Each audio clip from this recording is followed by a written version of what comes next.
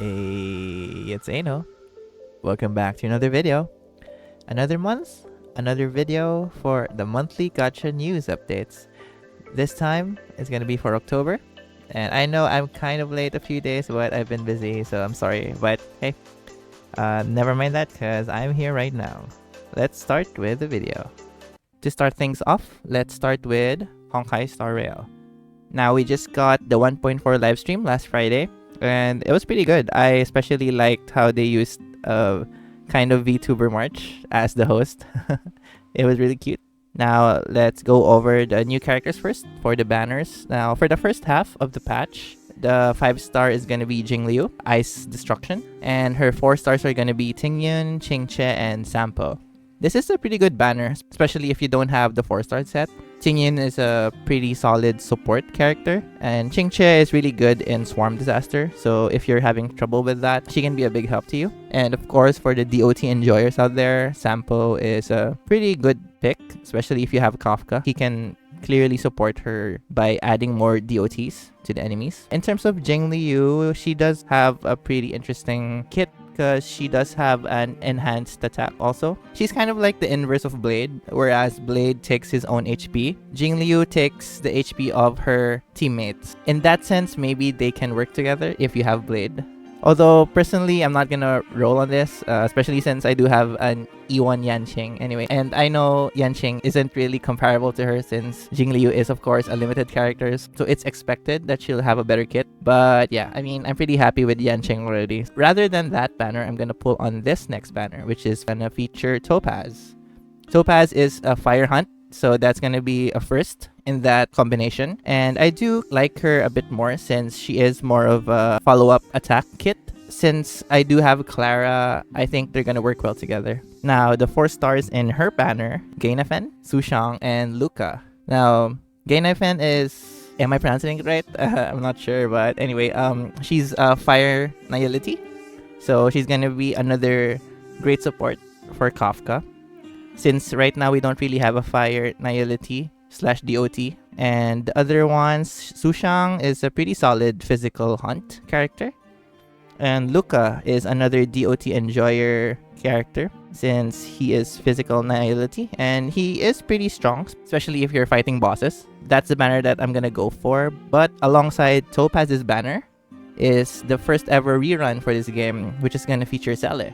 For Cele's banner, it's gonna have the same 4 stars as Topaz's. And the good news is, for their light cones, they are separated into 2 different banners, so there won't be any 5-star light cone dilution that's gonna happen, so that's very good. In terms of the story quests, we are gonna have a new Trailblaze mission. This time it seems like we're gonna go back to Belobog and help out Bronya with some stuff, since apparently Topaz is gonna come visit, probably for the IPC, since Yarilo 6 has been in isolation for the past 700 years, so maybe she's there to come collect taxes or something.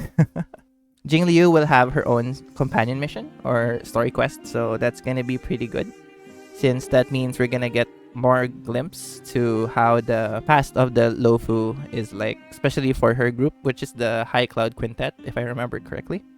Next up are 2 new areas. I believe both of these are in Belobog also, so it's probably going to be featured in the new Trailblaze mission. And I do believe one of these areas are going to be connected to one of the events for this patch, which I'm going to go over a little bit later. Now, for new enemies, majority of them are going to be reskins for existing enemies, like the soldiers and one of the robots. But I think they're going to be related to the IPC, since it seems like their uniform looks like that. It's pretty similar to the ones that are featured in one of the Kafka videos to like hype her up before her banner.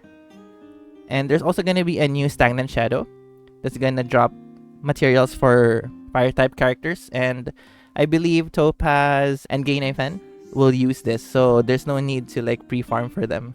And moving on to the events, the first event is the Aetherium Wars. Now, this is the event that I was mentioning earlier about one of the new areas. It seems like it's going to be held in one of those new areas, since it's like, it looks like it's happening in a big arena. Basically, this is like a Pokemon type of side game, side mode I mean, because based on the trailer, it seems like we'll be able to use like mobs in our team. So instead of using the playable characters, we'll be able to choose mobs instead. That's gonna be pretty fun, especially since I feel like it's kind of gonna be like a look into how they will design future characters. I'm interested in how they're gonna change up the existing movesets for those enemies as they become the playable characters in this event.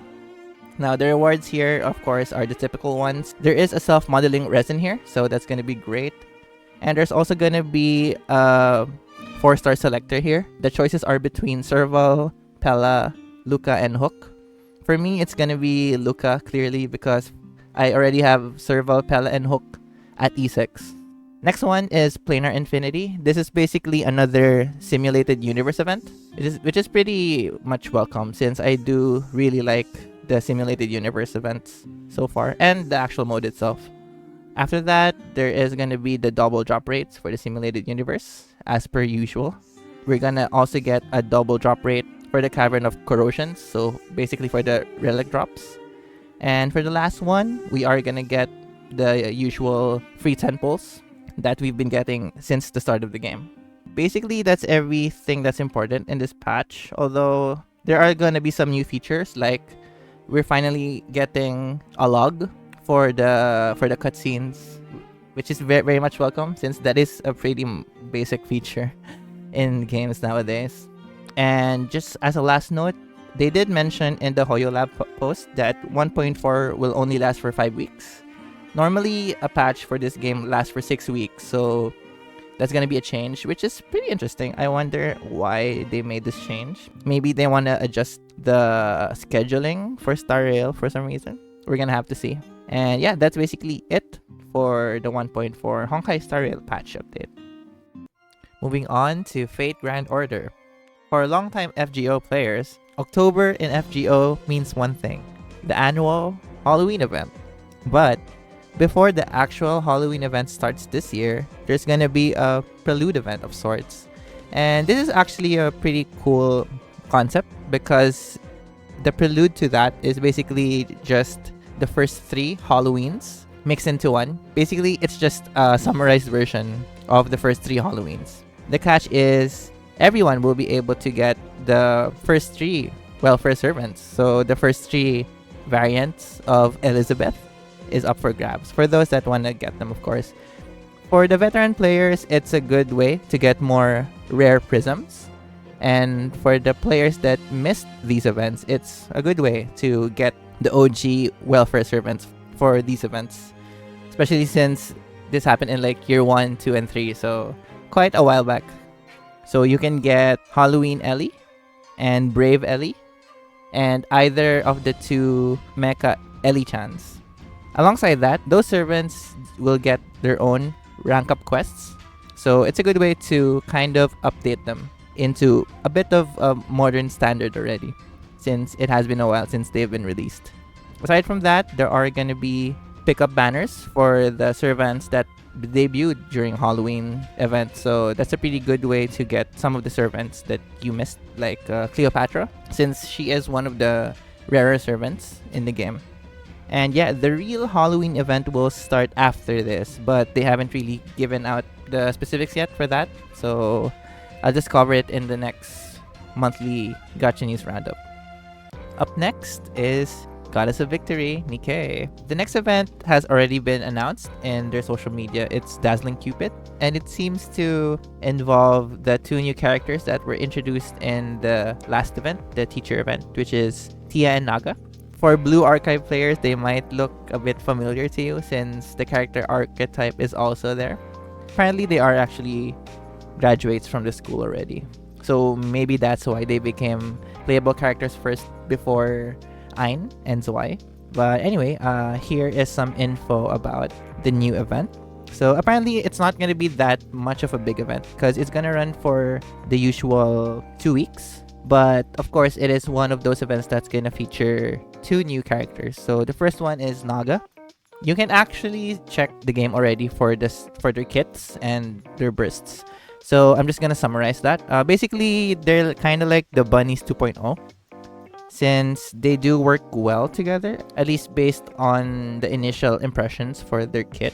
One of them is support, which is Naga, and the other is Tia, which is a defender. Naga uses a shotgun, and Tia uses a rocket launcher. Both of them are from Missilis, which makes sense since the MMR school is handled by Missilis Industries. Aside from the new characters, there is gonna be a new costume for Diesel. So that's gonna be her second costume, I believe. Strawberry Flower. And it seems like for this one, it's gonna be a free one since it seems like it's gonna be featured in the 21-day login. And another one is the Rupee Gacha skin is actually gonna get a rerun.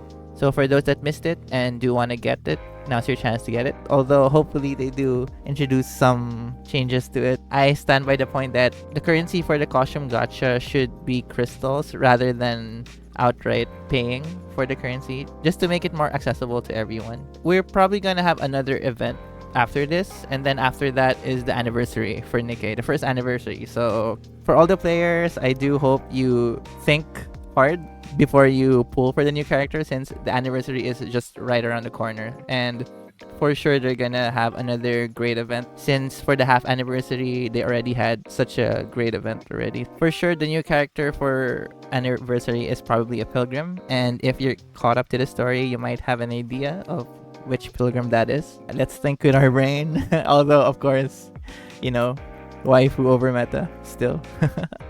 Next up is, I'm just gonna briefly talk about the important details that were introduced for the upcoming gacha games in Tokyo Game Show. Honestly, Tokyo Game Show was a bit of a disappointment in terms of the gacha games that were there, especially for the Hoyoverse stream, because they didn't really present a lot of new info. The only new one was like the Topaz reveal and the fact that apparently ZZZ will be releasing in consoles. But apart from that, there isn't any new info about any of their games there. I feel like it's a wasted stream.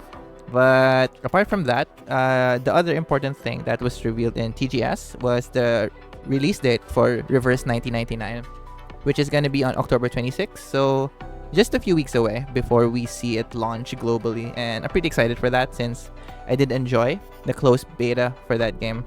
And I do have high hopes for that game. One more game that I do want to mention is Project Sekai. Now, for the JP version of the game, they just started the 3rd anniversary events, and there's actually a lot of changes, particularly in terms of the UI, the gacha animations, new songs, stuff like that.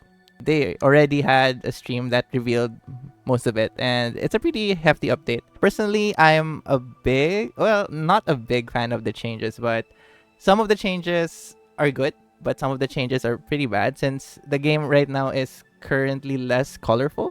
In terms of the gacha, they are giving out free temples every day for 7 days. Now for the EN version, it's technically the 2nd anniversary-ish, but I think the official 2nd anniversary will be on December.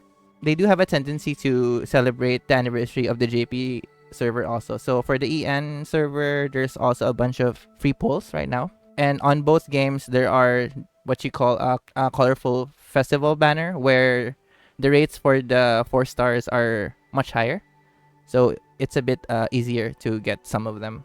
If you're interested in starting both EN and JP, now is the best time to do so. Incidentally, my next video after this one is going to be my polls for the Darkness Festa in EN. So watch out for that. And yeah, basically that's everything for all the gacha games that I played. All in all, a pretty exciting one, especially for Honkai Star Rail and Project Sekai. I'm pretty excited for Topaz, and I do hope I get her since I am in 50-50 again after getting Fushuan. So yeah. Anyway, thank you so much for watching. I'll see you in the next video. Bye, stay safe, and good luck on your polls.